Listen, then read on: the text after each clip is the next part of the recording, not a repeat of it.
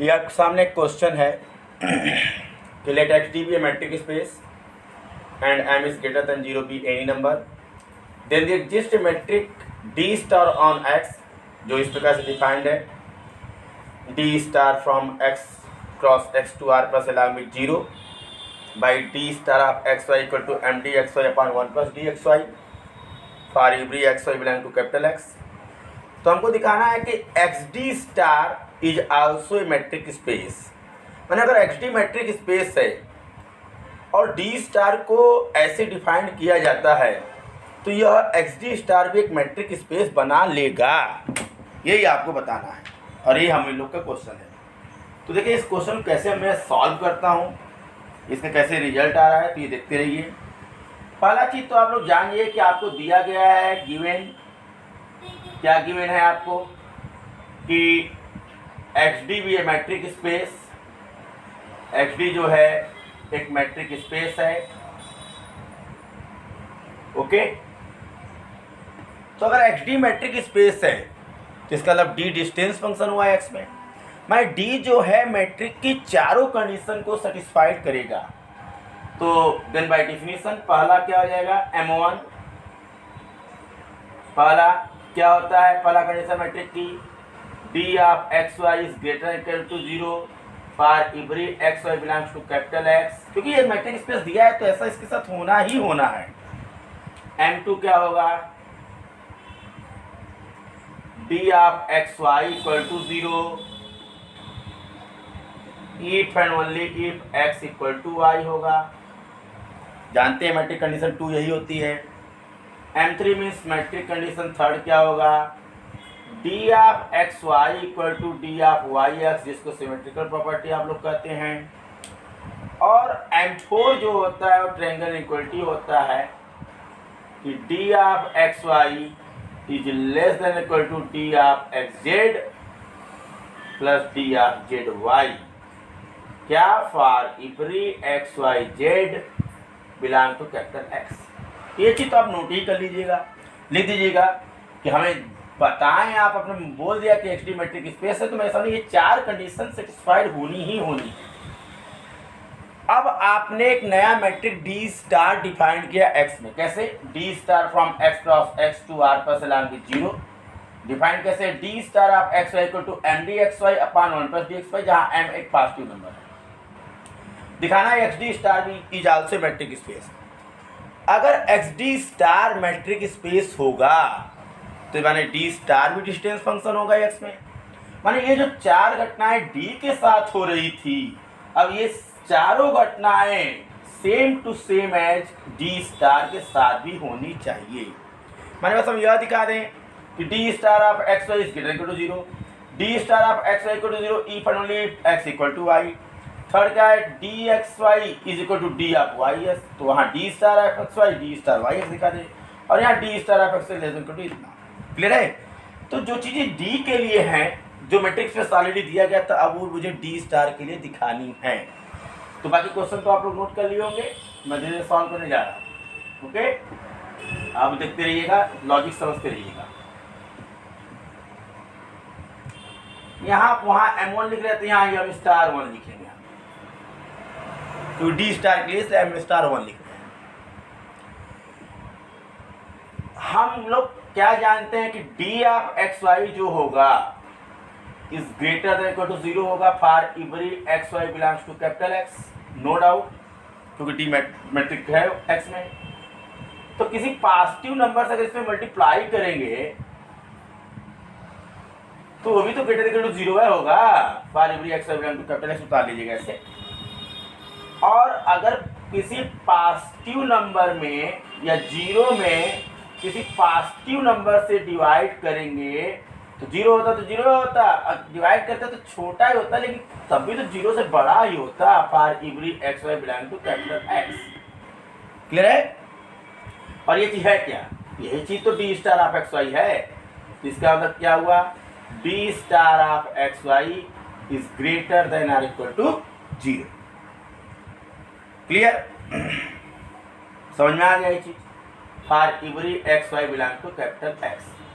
तो मैंने मैट्रिक की कंडीशन फर्स्ट को मैंने प्रूव कर दिया। कि डी स्टार एक्स वाई जो होगा ग्रेटर इक्वल टू 0 होगा। अब मैट्रिक कंडीशन क्या होती है कि अगर D star of X Y equal to 0 है तो if and only if X equal to Y होगा। तो चलिए ले लीजिए, let D star of X Y equal to 0। तो D star of X Y 0 अगर होगा तो इसका मतलब पक्का है कि M D X Y upon 1 plus D X Y क्या होगा, 0 होगा, क्योंकि डी स्टार एक्स वाई तो आपने ऐसे ही डिफाइन करके दिया हमें।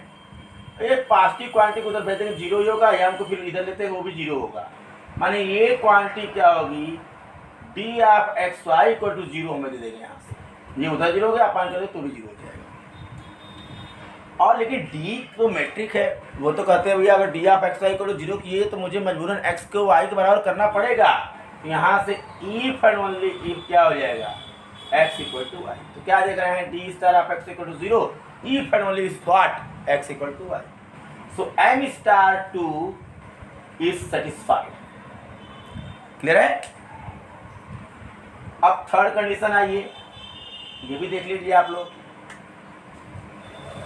थर्ड में m स्टार थर्ड हम लोग चल रहे हैं, उसमें दिखाएंगे D star of X Y equal to D star of Y X. तो D star of X Y हम लेके चल रहे हैं, बहुत आराम से देखिए, ये हो जाएगा M D X Y upon 1 plus D X Y. Clear है। अब डी तो मैट्रिक है, वो तो सिमेट्रिकल प्रॉपर्टी सेटिस्फाई करेगा। So this can be written as M D Y X upon 1 plus D Y X, क्योंकि भाई डी तो कहेगा भाई मैं तो सिमेट्रिकल प्रॉपर्टी होल्ड करूंगा क्योंकि मैं तो मैट्रिक हूँ एक्स में। जब आप ऐसे लिखे हैं तो D star of X Y है, अब ऐसे लिखे तो क्या हो जाएगा, D star of Y X. लीजिए मैट्रिक की थर्ड कंडीशन में क्या हो गई, सेटिस्फाइड हो। अब मैट्रिक की चौथी कंडीशन देखिए, थोड़ा सा लॉजिकल है, आराम से देखिएगा उसको, जो दिखाएंगे D star of X Y is less than equal to D star of X Z plus D star of Z Y.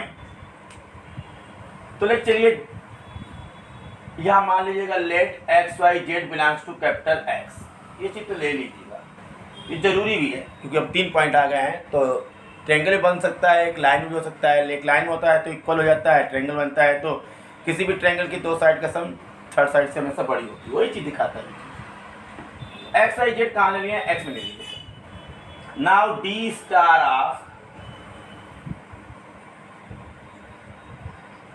X Y equal to what, M D X Y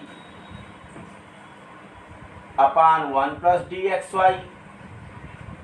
clear है, इसमें कोई दिक्कत नहीं है।